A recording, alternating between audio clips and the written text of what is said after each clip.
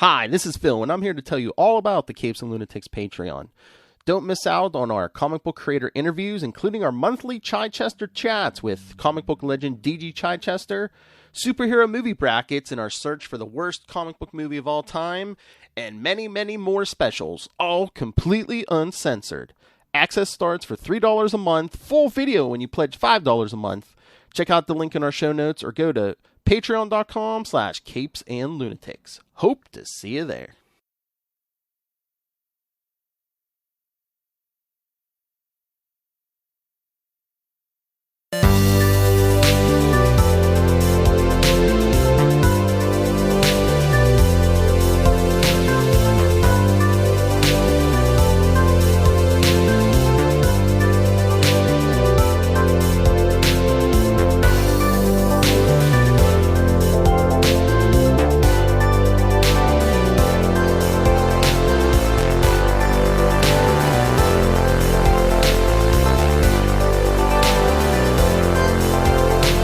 Avast me hearties, and welcome once again to Full Stream Ahead.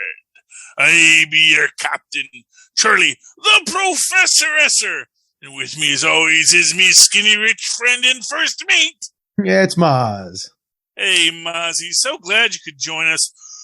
Tonight's episode, in a world of gods and monsters, literal gods make literal monsters in the world of Moon Knight. Season 1, Episode 1, The Goldfish Problem. Stephen Grant learns that he may be a superhero, but may also share a body with a ruthless mercenary. Our directors,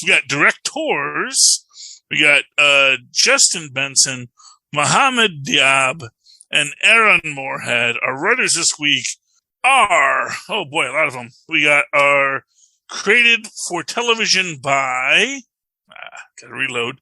I want to make sure I get everyone's listed correctly.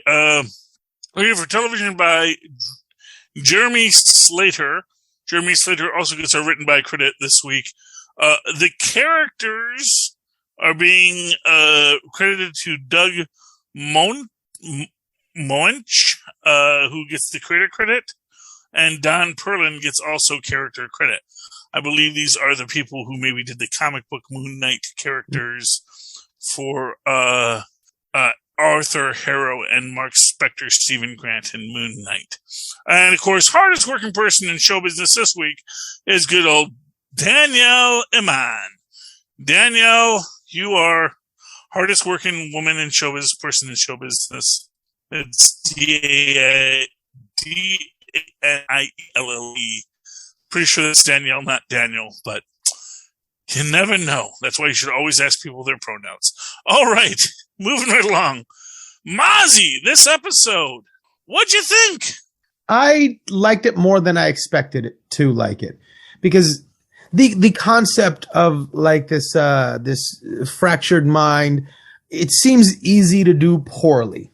And I was afraid that it would be easy to make it look real goofy, especially with how, I mean, given the context of watching the first episode, the costume doesn't feel as goofy. But when you first see it in the trailer, the pointy thing, it just seems too kitschy. It seems too put on, too like fan servicey or too cosplay-y. But I guess it was Oscar Isaac's performance that sold it, and I bought into all the rest of it too. None of it really bothered me in the show as I thought it would. I really, really dug it. I thought it was an interesting concept and a great guy. And I could see why they needed a really good actor for it. So, because at first I was like, what is he doing in this show? Like, okay, but there's so much meat on the bone there. That's a really, really fun role, I'm sure, for him to play. Definitely is fun to watch. I mean, without a doubt, it is, there's so much good in this. And you know, I guess what I will give you is this is arguably the first time where we are just stepping into the costume. And it gets weirder because we're going to get to Mr. Knight later with the white suit and the little mask. And it is, you know, they're saying, no, we are a comic book movie about superheroes and we are going to go there. we're going to say, and this is a good character for it because his existence is defined by this, either his imagination or his tie to a god. And like what that even is as it's sort of created in this universe. It's like, is this just that wish fulfillment? This is how I see myself if I were to make myself into a superhero. Is this just how the god Khonshu makes his avatars look? That's always the question. Because that I think is one of the most fascinating things. We get this very interesting thing in this moment. And this comes a little bit later, but this to me is my favorite scene because it really tells me how disconnected from reality everything is. This is later. This is after the whole thing in the Alps and all that stuff. Steve is on the bus. He looks out the window and he sees Khonshu. As he gets off the bus, he sees Harrow. And then he says, oh, he is real. Meaning that Harrow is real, not Khonshu, who we just also saw. So within his mind, he is carving out a space for Harrow as something different than Khonshu, I guess. Right, but also it's like, on a subconscious level, your brain reacts to different stimuli in different ways. When you see something that outlandish, you try much harder to relegate it to fantasy than when you see just a person, right?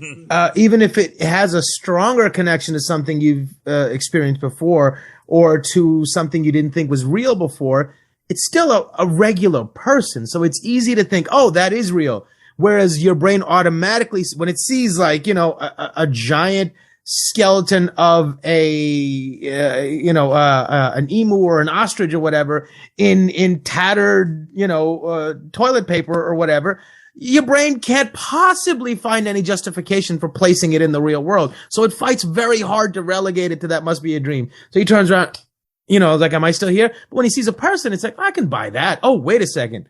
It's really hard to deny that I didn't see the person. Because that's just, it's not fantastical. I probably really did see that person. So what an interesting concept to explore in the mind from that perspective. Not to mention all the other things about which personality he is and the fact that our main character, or at least the perspective we start with, is the side piece. You know what I mean? Mm-hmm. What a great, I don't think I've seen that done before. Yeah, well, that is what I think is most interesting about it. The fact that Steven is our POV character, at least in episode 1. I actually kind of hope we're going to keep Steven as the POV character for a while, because I think it's going to make his later relegation somewhat, it'll have a more emotional impact. Yeah. When we realize that there is not a mom he's calling, because that's the thing is he's calling his mom, and that's not a person, and that. And there are these gaps in his life that we're not addressing. He never picks up, though. Yeah. Is he reliving the same day over and over again in his mind? Or, see, here's what's interesting. Because, like, the first time he's talking to a machine. The second time, it almost seems like he's just talking to them. And what's, like I said, and I mentioned this on one of our other, I think, Capes and Lunatics, scroll up or scroll down, that, that is actually something that you will see modern day schizophrenics do, is when the voices start coming, they'll open up their phone and they'll just start talking to their phone because it doesn't look weird when you do it that way.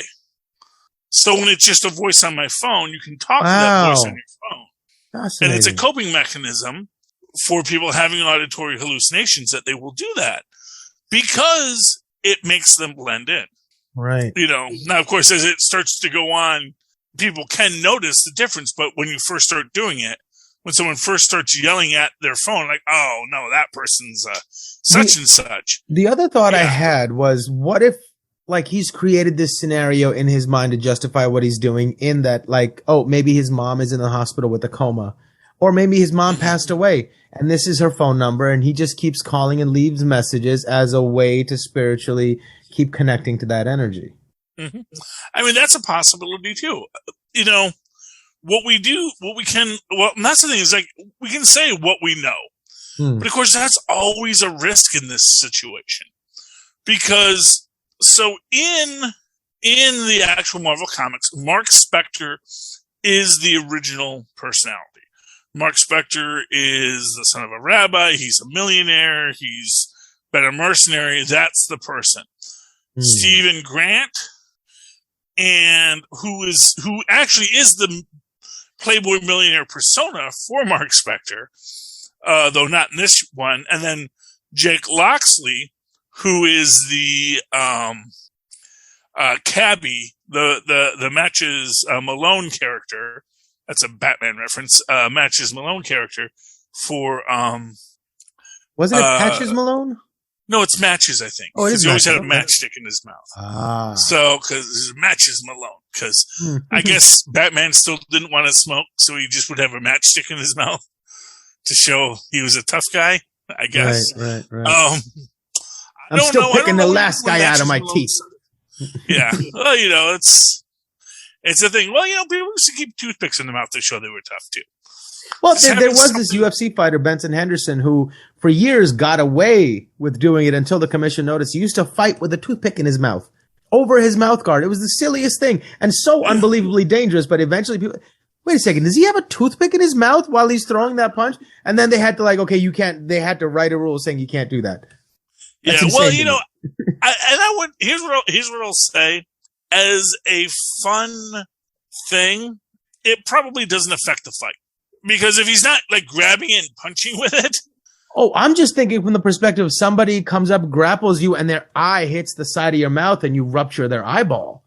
Oh, well, yeah. Well, that, okay. So I can see that. Although, why are you hitting their mouth in that way? I don't know. I mean, it could lend, there's headbutts, if you're going in for a takedown and the guy's turning around to throw a punch, your heads could collide, hit the wrong angle, or he punches you, flies out and pokes you or the referee.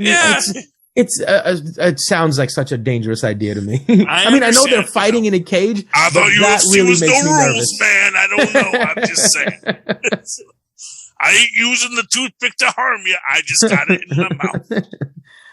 That was his point. It made him feel cool while he was fighting. So, Well, yeah, and to be fair, a lit cigarette probably would have been worse. A lit cigarette, you didn't notice. But anyway, so my big prediction is Jake Loxley is going to be actually the base persona at the end of this. And they're just going to everybody's just somebody that they created to be that person that they wanted to be. And maybe Jake Loxley is the billionaire. I don't know. I hope in subsequent episodes we get an episode that revisits all those moments from the first episode, and we get to see the other side of the coin.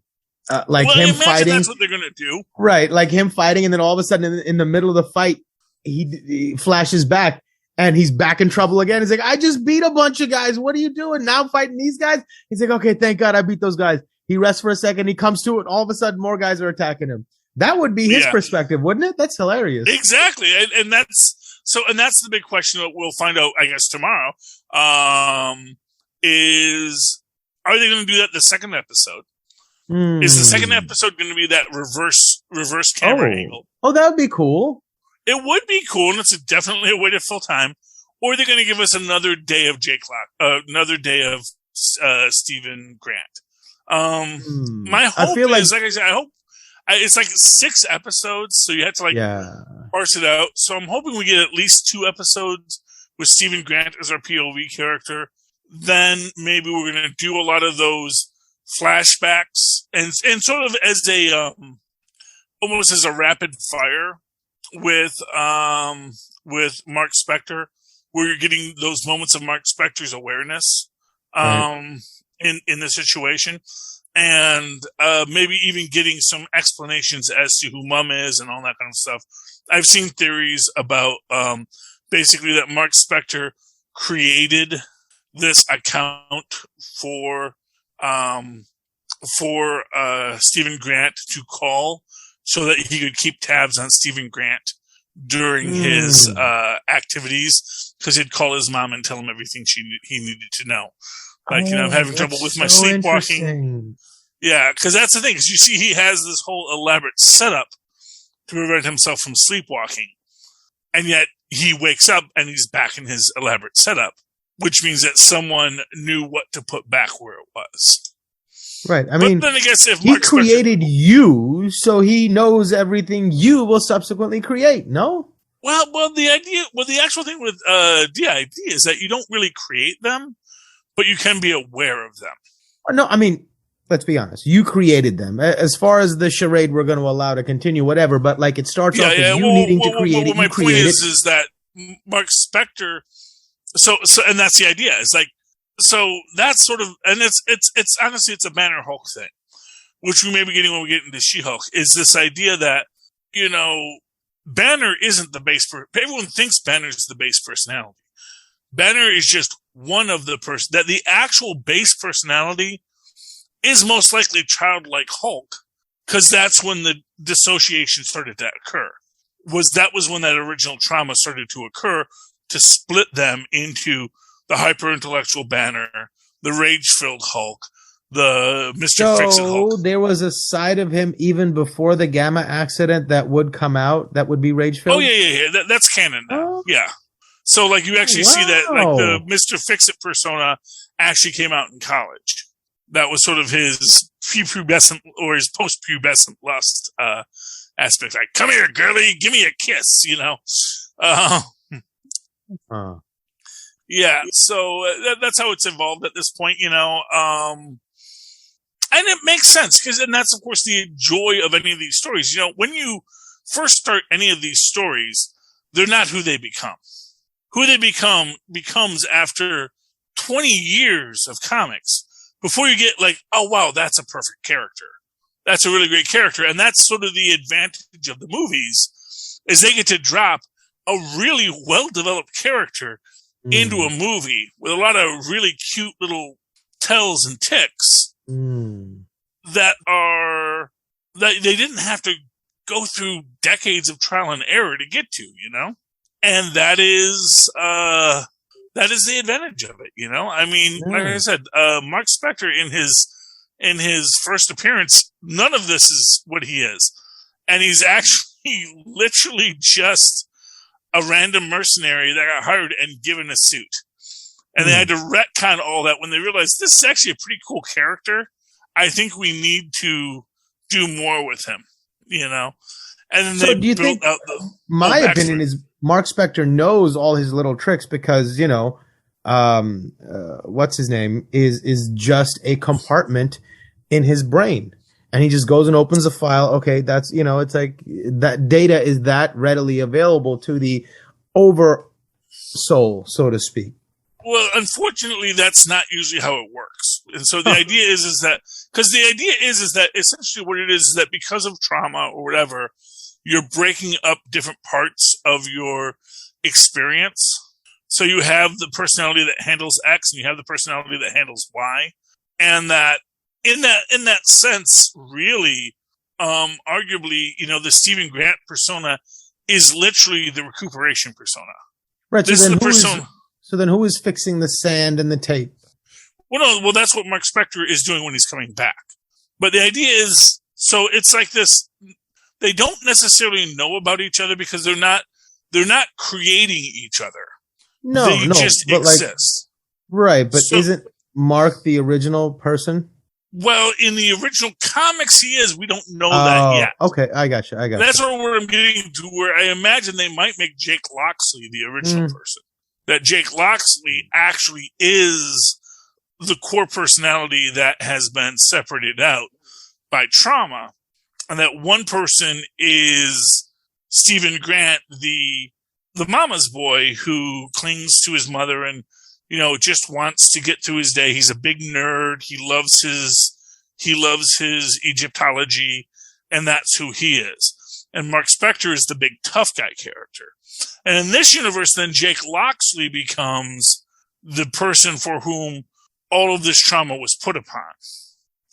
Jake Loxley is the guy who is rejected by his father, or who makes his own way. Jake Loxley joins the French Foreign Legion, but when he's there, You know, he feels maybe he can't be manly enough as Jake Loxley, so he becomes Mark Spector. There are ways you can play out this story, you know, that where you can expand out who he's going to be and what he's going to become. And I think that's good, you know, but that's just my fan theory. Now, they may keep to the books and Mark Spector is the base personality and he's just trying to control everything. But I think the way they've set it up so far with Stephen Grant, he does seem like the safety personality. He's where you retreat to because, and this is the idea that the mental trauma of both being a mercenary and being an avatar of Khonshu is probably a lot for the mortal mind to bear.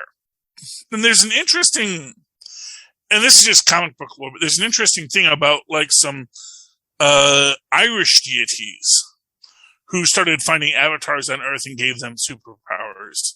And actually it was like, yeah, but you know, eventually the avatars burn out because you can't handle being an avatar because it's a lot of stress on your psyche. But you know what? If we find someone that just really wants to be an avatar and just really wants to have the power flow through them, it's a win-win. This person wants X, we give them X, and we get to be gods on Earth again.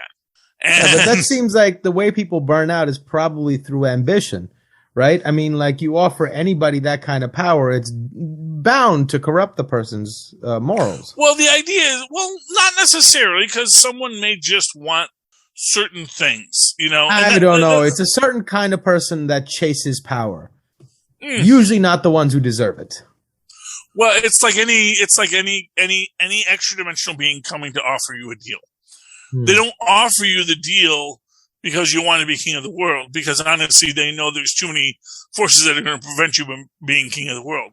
But if you just want to save the girl or keep your kid away from that drug dealer, you know, they'll give you the power. Those are the people that are most ripe for corruption. Well, exactly. But, and that is who you give it and you give that power to. They're going to burn out. But if they burn out after their kid is safe, they're okay.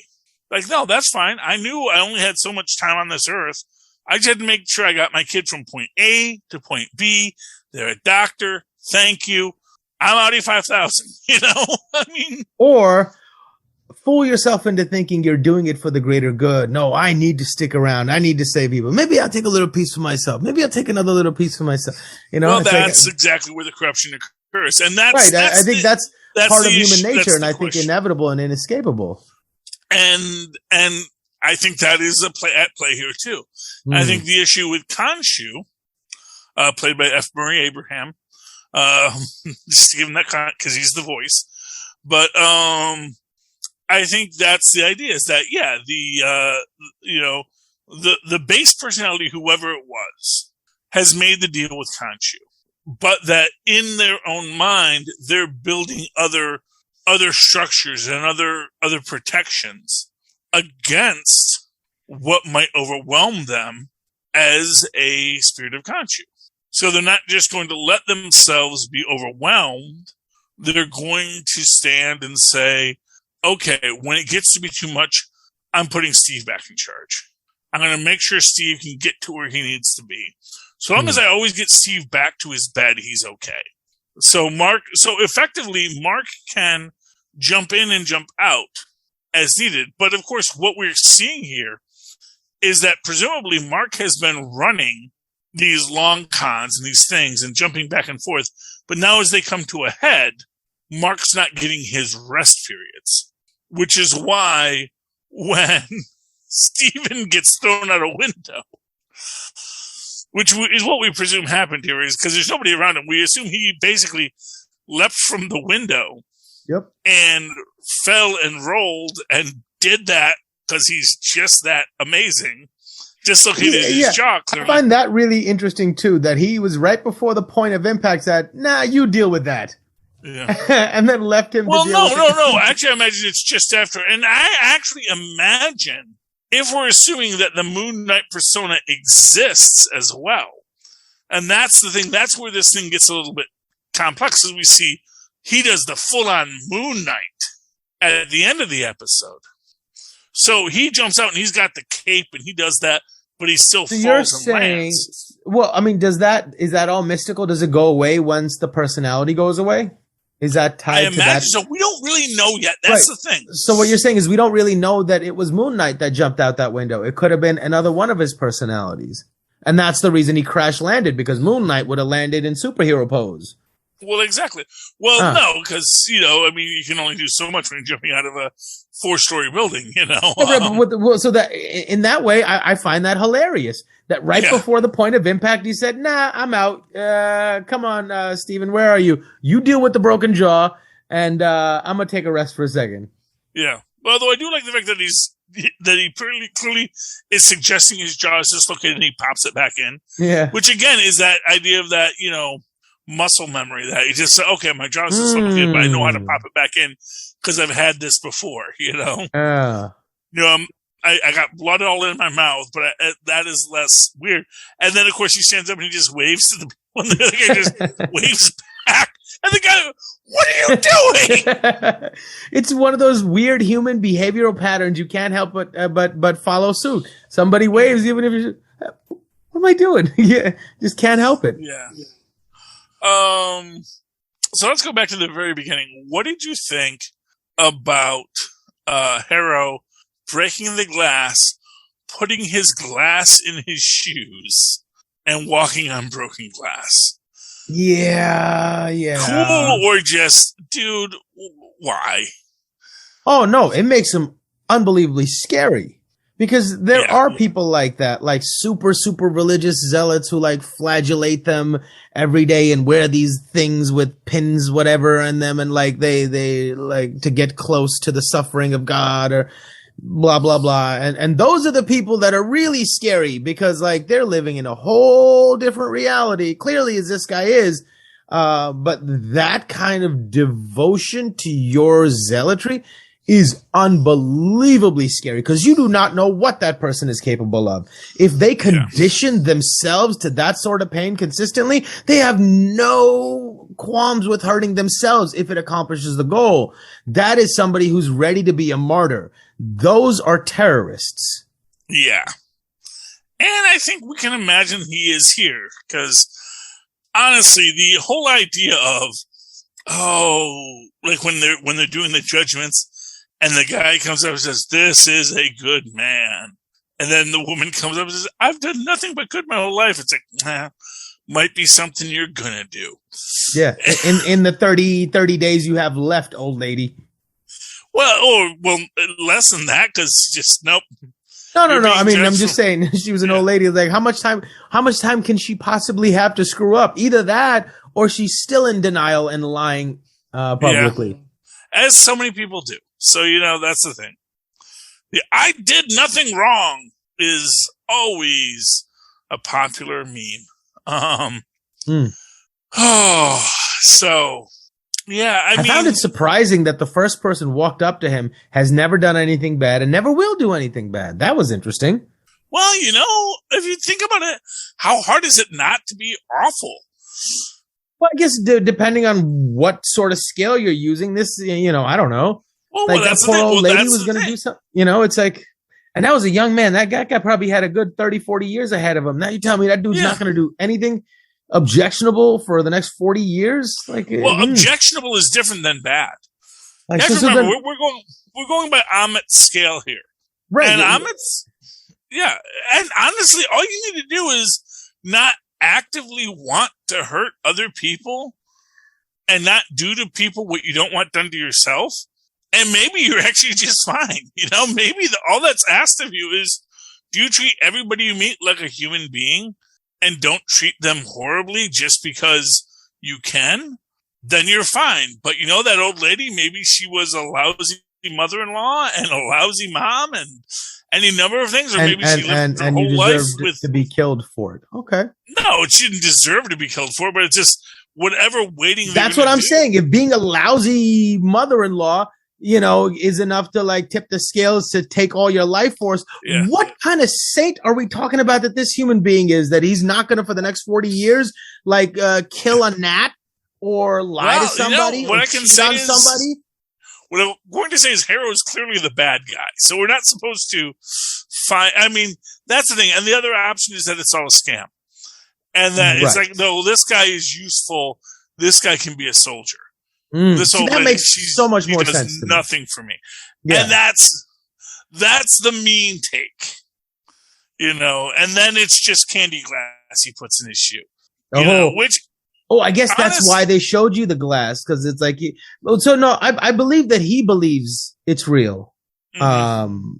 I believe that there is an evil force behind it, and I don't know what the measuring stick is, but it's not what he thinks it is.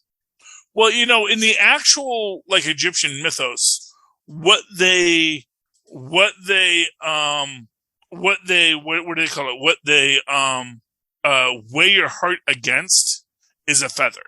So it is the implication that only the most righteous may enter. So it is this idea that, which is, I guess, maybe how only protect kings get that to go man, to heaven. Whoever that man was. Like, good Lord, somebody protect him. That's a good human being. And that's the thing. So. Like, is this the first time he's done Sunday service in the park?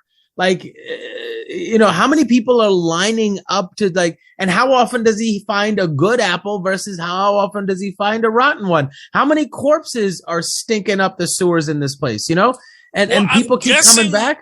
To be fair, I'm guessing there's usually 2 or 3 people that come up. And if if one person gets blessed and 2 die, but you all believe that those who died deserved it, because you have to volunteer to stand up. You've got to be willing to stand up. And I guess from the lady's point of view is, I'm going to die soon anyway. So I might as well get the judgment, because the worst case scenario is I get the judgment, I'm going to heaven. You know what's funny? You chop a lot of Harrow's hair off, put some big old glasses on him. He looks an awful lot like Dr. Kevorkian. Well, maybe that's the thing. If somebody's ready to go, they come to him to hasten their journey.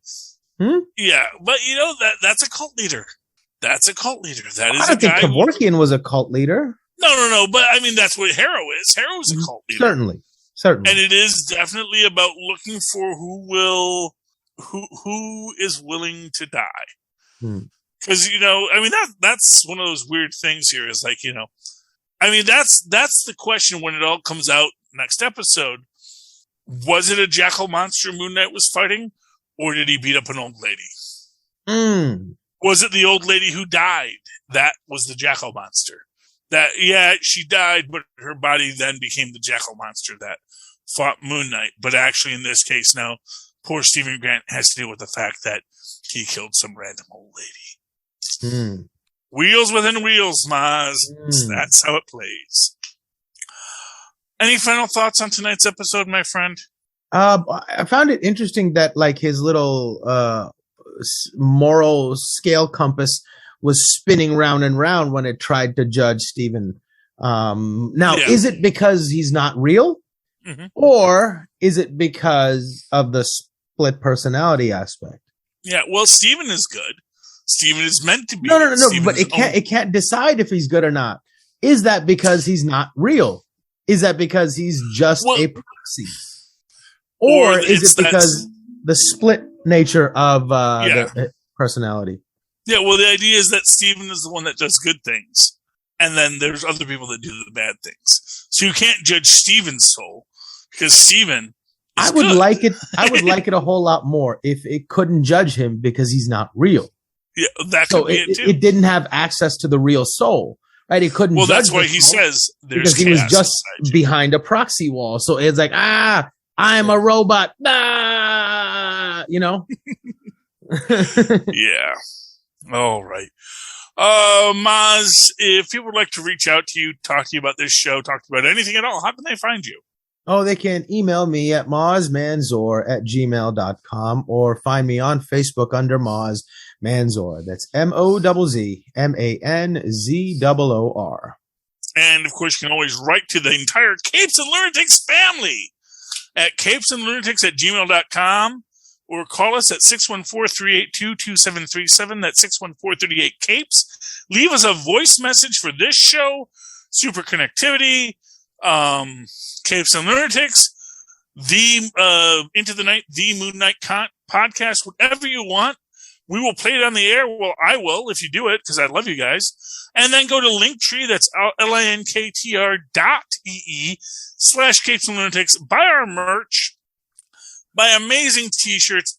Buy real aluminum mugs that keep your drinks cold all night long, or hot if that's your thing. And, of course, when you're done with all that, write to me at superconnectivityblog@gmail.com. That's for email, like our mothers and fathers once used. That's superconnectivityblog, all one word, @gmail.com. And, of course, follow me on the Twitter as I live tweet things like Naomi, which I will get back to eventually, at Charlie Esser. That's CharlieEsser.